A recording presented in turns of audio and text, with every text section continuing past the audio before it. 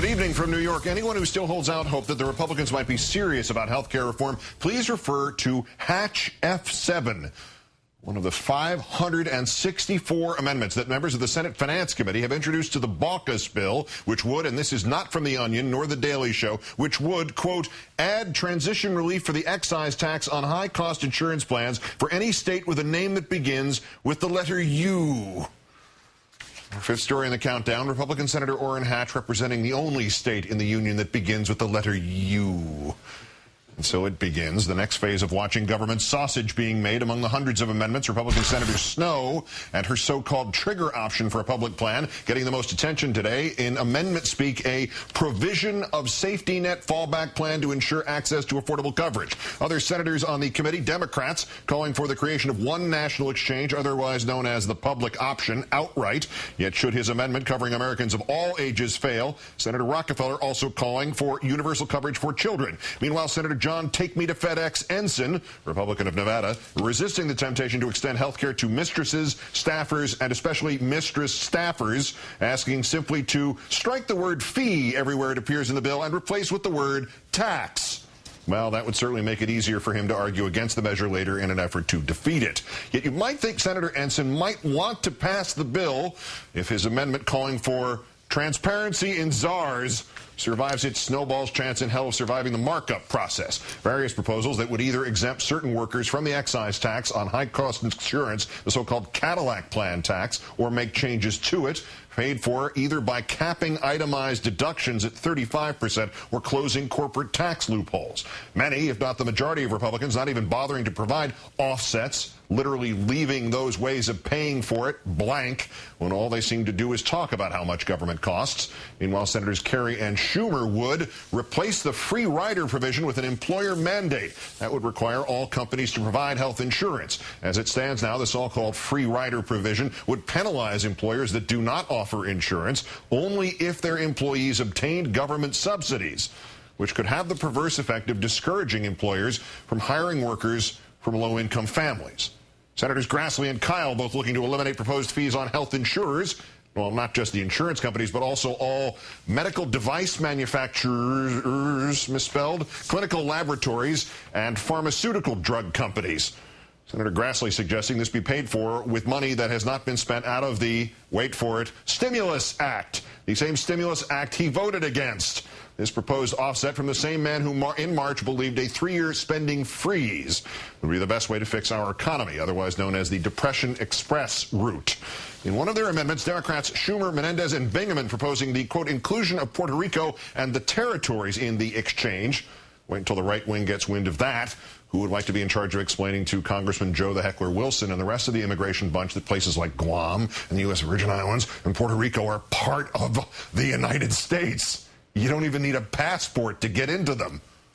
Over the weekend, President Obama discussing health care reform on all of the key Sunday morning talk shows. On Univision, he said that the Republicans have already made a political decision to oppose his plan, no matter what is in it. On Meet the Press, he repeated his previous claim that there is agreement on 80% of what has been proposed. And tonight, with David Letterman, the president touching on President Carter's contention that part of what is fueling the right-wing rage in this debate is race.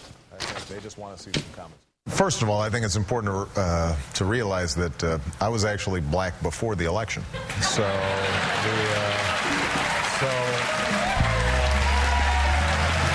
Really? This is true. So, how long have you been a black man? And so the American people, I think, gave me this extraordinary honor, and that tells you, I think, a lot about where the country's at. I actually think that what's happened is that whenever a president tries to bring about significant changes, particularly during times of economic unease, then there is a certain segment of the population that gets very riled up. Also on Meet the Press, House Minority Leader Boehner declared that the public option is dead, but he also refused to say that President Obama is a socialist, even though he has said just about that in the past. Do you really think the president's a socialist? Listen, when you begin to look at how much they want to grow government, you can call it whatever you want. But the fact is what that do you call it, though? This is unsustainable. That's fine. Do you think the broke. president's a socialist? 'Cause that's No. okay, but the head of the Republican Party isn't calling him that. Listen, I didn't call him that, and I'm not going to call him that. Time now to call on our own Lawrence O'Donnell, contributor to the Huffington Post and, of course, of MSNBC. Good evening, sir.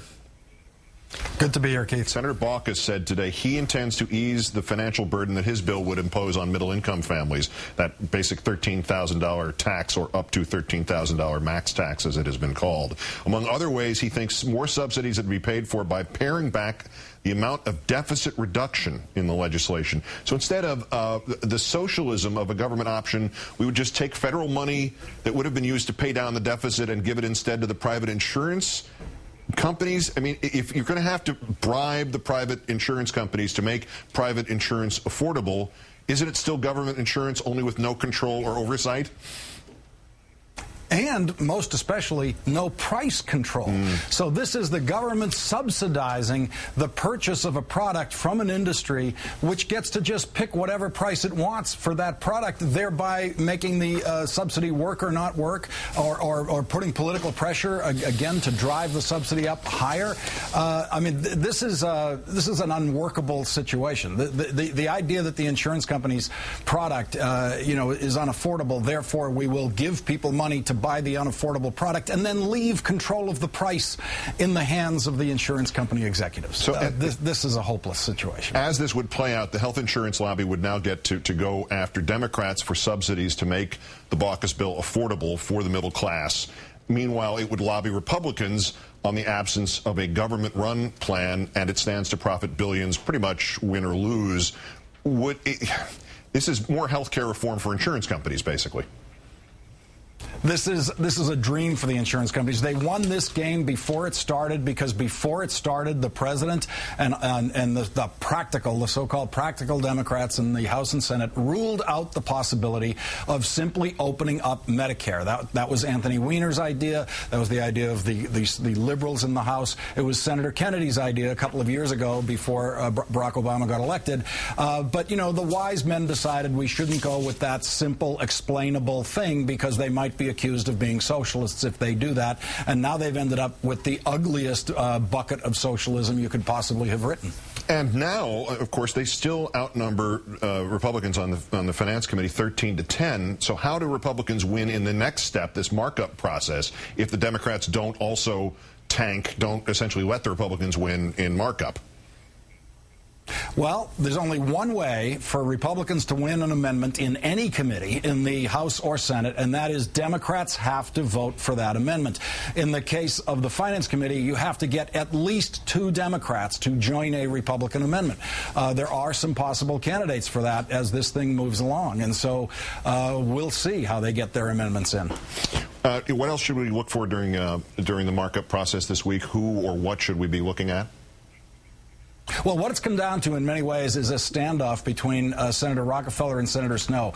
If Olympia Snowe gets her way, Jay Rockefeller will vote against the bill. If Jay Rockefeller gets his way, Olympia Snowe will vote against the bill. This is over the public option, whether it'll be real and in place or triggered, as Olympia Snowe would go for. The other person to watch who's been ignored all year is Blanche Lincoln. She is possibly the most conservative Democrat on the Senate Finance Committee. She's from Arkansas. She's in a tough re-election situation there next year.